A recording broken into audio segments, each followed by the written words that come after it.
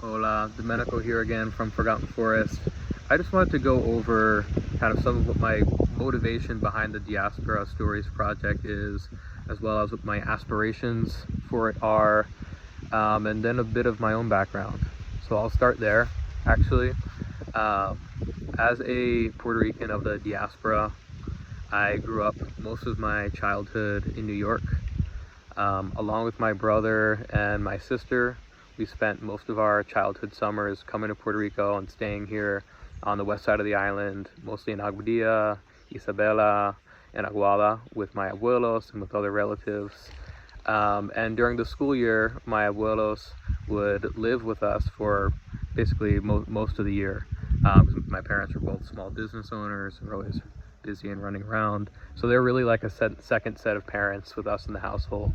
So throughout our whole upbringing, whether it was from the summers or whether it was from being in New York, we constantly had the influence of Spanish language, cooking, culture in our day-to-day life.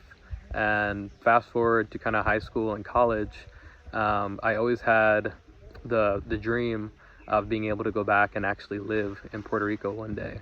As a kid, even then, my dream was maybe one day to be able to retire in Puerto Rico. I couldn't even imagine the idea of actually being able to come here and live here as a young person.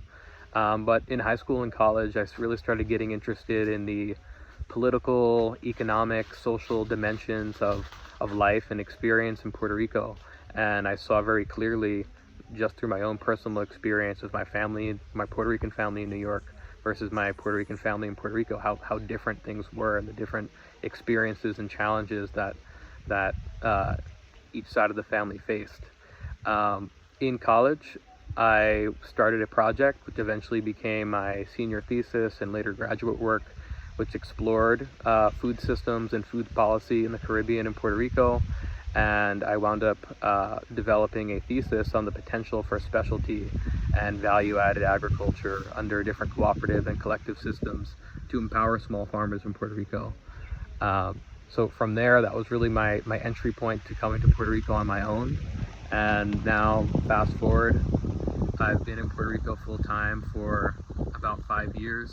I live here at our farm in Tanama at Juntas, and we have a growing network of small farmers, many of them young, my age or just a bit older, who all agree that agriculture and reconnecting with our roots and reconnecting with the land is an essential part of keeping our culture alive, really invigorating our entire society, and we really want to have a brighter future in Puerto Rico.